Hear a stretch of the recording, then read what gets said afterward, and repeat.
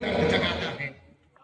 जब जब भारत माँ के दामन में कोई दर्द जगाता है, दर्द जो होता मेरे दिल में वो कविता बन जाता है। क्या बात है यार दिनेश, बहुत बढ़िया, बहुत बढ़िया। जब जब भारत माँ के दामन में कोई दर्द जगाता है, दर्द जो होता मेरे दिल में वो कविता बन जाता है। भूल गए कि उन वीरों को देश पे जो कुर्बान हुए, सुखदेव, राजगुरु, भगत सिंह, सुभाष से हम अनजान हुए। वर्ष भर में केवल 2 दिन, 15 अगस्त और 26 जनवरी। वर्ष भर में केवल 2 दिन क्यों याद हमें आती है, और उस दिन भी आदर्श नहीं, बस मूर्त पूजी जाती है। और बहुत बढ़िया संदेश है। उस दिन भी आदर्श नहीं, बस मूर्त पूजी जाती है। और देख शहीदों की ये हालत, आंखों में जल भर आता है, और फिर दर्द जो होता मेरे दिल में वो कविता बन जाता है। वाह, क्या बात है, वाह, बहुत। तो इस प्रकार से शुरुआत करूंगा। हालांकि मेरे पास आदरणीय राजेश शर्मा सर के लिए भी कुछ है कि लाखों में एक इस जहां में पाया था उसे। सर, लाखों में एक इस जहां में पाया था उसे, अपनी धड़कन की तरह इस दिल में बसाया था उसे, और मेरे जिस्म से उसकी खुशबू आज भी आती है। कभी फुर्सत में सीने से लगाया था उसे। भाभी जी यही है कहीं? भाभी जी यहीं पर है। आपका आदेश था, इसलिए तो प्रयास करता हूं आप सबके सामने कुछ और पंक्तियां रखने की, क्योंकि हमारे पुलकित जी कहाँ गए हैं, उनकी बातें सुन के मुझे लगा वो कह रहा है कि टेंशन नहीं है साहब, मेरे साथ टेंशन जबरदस्ती लग जाती है विवेक सर। एक बार मैं बाइक से जा रहा और एक बहुत सुंदर लड़की ने मेरे से लिफ्ट मांगी। हालांकि ऐसा कभी कभी होता है, क्योंकि सुंदर लड़कियां अक्सर मेरे से लिफ्ट नहीं मांगती है, मैं उनसे मांगता रहता हूँ।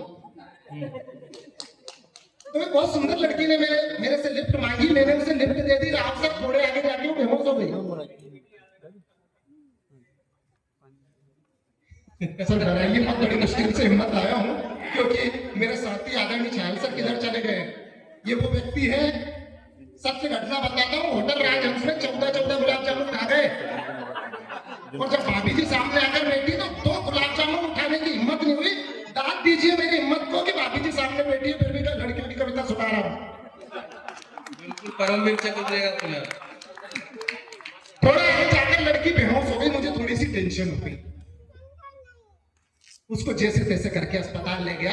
डॉक्टर ने उसको देखा, चेक किया और तुरंत कहा, मुबारक हो, आप बाप बनने वाले। बताइए पुलकित जी, टेंशन नहीं आएगी क्या? आप कहते हैं टेंशन नहीं है, टेंशन आ जाती है जबरदस्ती में। टेंशन नहीं है, मैंने कहा नहीं भैया, मैं इस बच्चे का बाप नहीं हूँ, और लड़की बाहर बात में नहीं, ये आदमी इस बच्चे का बाप है। अब उसके बाद जैसे तैसे मेडिकल टेस्ट हुआ, डॉक्टर ने कहा कि अरे यार, ये आदमी तो बाप बन ही नहीं सकता। मैं थोड़ी देर के लिए रिलैक्स हुआ। बाद में याद आया कि वो जो 2 बच्चे हैं वो भी किसके हैं।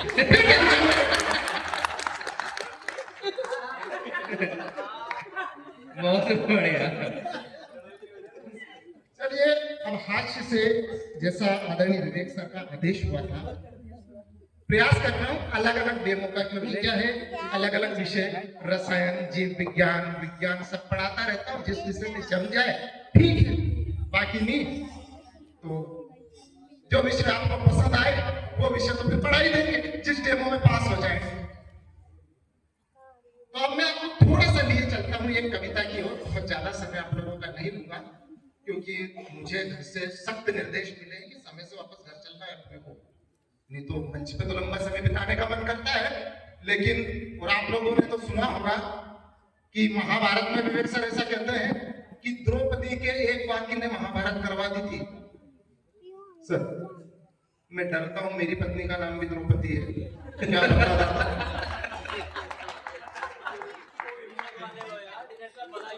यार तो परम वीर से दे ही दो। चलिए शुरुआत करता हूँ। हाँ, ज्यादा देर मत करिए, तो रावण देव भी हो गए। सर, आप लोगों को देखकर याद आया, विवेक शर्मा जी बैठे हैं, पता चला पुलकित भी शर्मा जी हैं, रोहित शर्मा जी हैं, अश्विन नागर जी हैं, सुधीर नागर जी हैं, और आप भी शर्मा जी, सभी लोग शर्मा जी हैं। सर, इतिहास से डर लगता है, छतरी हूं अकेला, 21 बार तो आप हमें मिटा ही चुके हो, इसलिए तो डर के एक तरफ बैठा।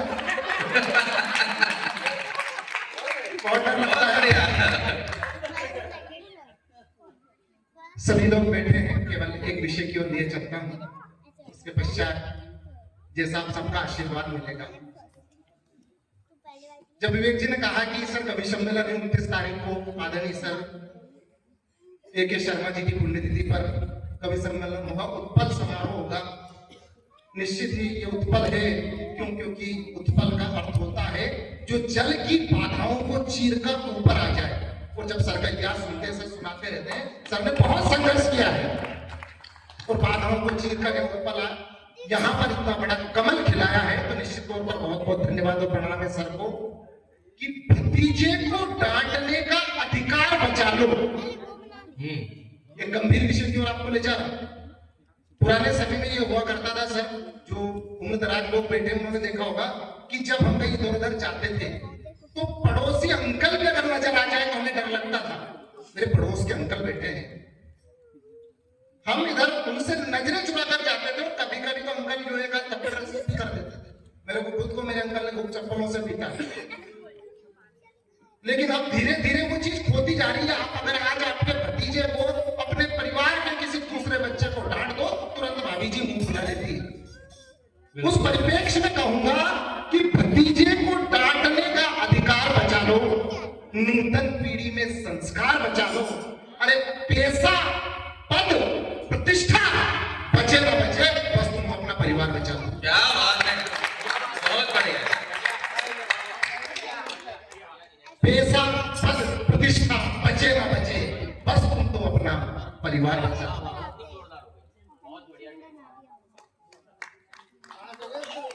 डेमो में बात हो गया भैया? बिल्कुल मेडल मिला है, बहुत बहुत धन्यवाद। सबसे वरिष्ठ कवि और जो बहुत मंच के अनुभवी व्यक्ति है सुधीर नागर सर, उनसे मेडल मिला है। डेमो में बात हो गए हो, सेल्फी के लिए दीपक गोयल से मिल लो। क्या लगता है?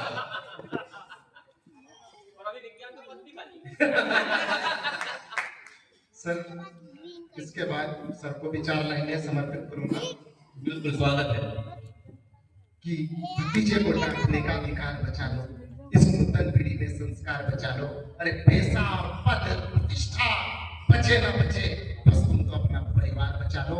डूबते जा रहे हैं सब बंटवारे की गहरी खाई में।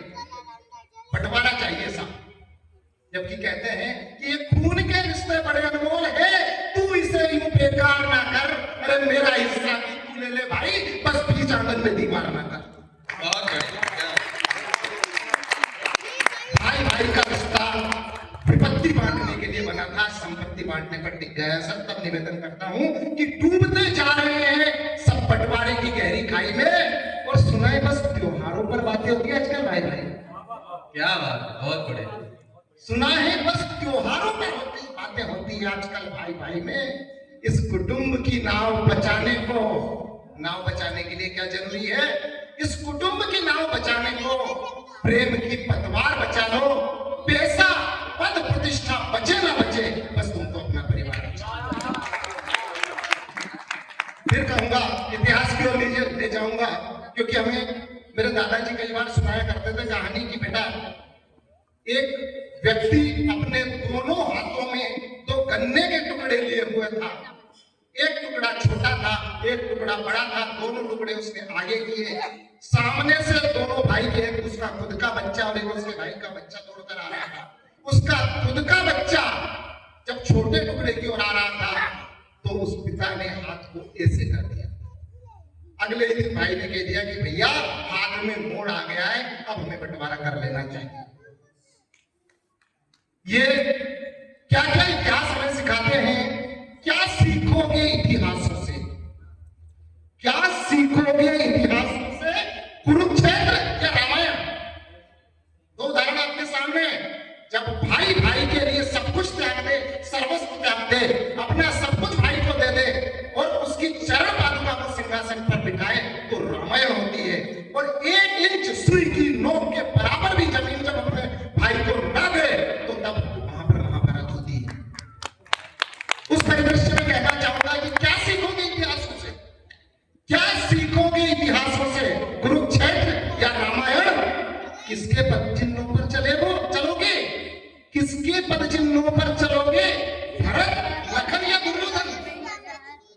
किसके पद चिन्हों पर चलोगे? भरत, लखन या दुर्योधन? दशरथ का तुम वचन बचा लो। एक पिता के वचन की खातिर एक पुत्र ने, जिसको रात को राज्य दिया जाना था, सुबह वनवास स्वीकार किया। क्यों? क्योंकि परिवार बचाना था, पिता का वचन बचाना था। दशरथ का तुम वचन बचा लो, कौशल्या का प्यार बचा लो। अरे पैसा, पद, प्रतिष्ठा बचे ना बचे, बस तुम तो अपना परिवार बचा। क्या बात है। अंतिम पंक्तियां समर्पित करता हूं कि खुद के अंदर कोई ना झांके, ज्ञान सभी को बांट रहे हैं।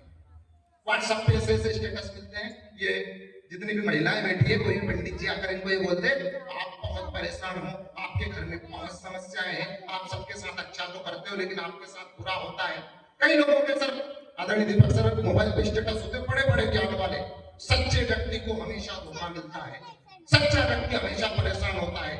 तो एक लाइन के साथ पहले ये सुन लीजिएगा कि निश्चित तौर पर, ये हमारे चायल साहब की लाइन है कि यदि आप किसी चीज का निष्पक्ष विश्लेषण नहीं कर सकते तो निश्चित ही आप मानवता से कुछ कदम दूर हैं। हम निष्पक्ष विश्लेषण कर पा रहे हैं कि नहीं कर पा रहे हैं, अपने अंदर नहीं झांक रहे, बस ज्ञान। मतलब ऐसा लगता है सर, नाम आपका है सुधीर गुरु, पर लगता है कि मोबाइल से बड़ा कोई गुरु नहीं है। इस पे इतने सारे चीजें, इतने ऐसे ऐसे स्टेटस कि लगता है महाभारत रामायण प्राचीन मतलब सतयुग में जी रहे हैं। बड़ी महानता की बातें। खुद के अंदर कोई ना झांके, ज्ञान सभी को बांट रहे हैं, सींच रहे हैं पत्तों को। इन छोटे छोटे बच्चों को बिल्कुल इतने प्यार से रखते बैठाइए, लेकिन तुरंत नहीं, चाची की तरफ नहीं जाना, हो उनसे ये नहीं करना, उनके घर में नहीं जाना, उनसे बात नहीं करना। इन छोटे छोटे पत्तों को हम क्या सिखा रहे हैं?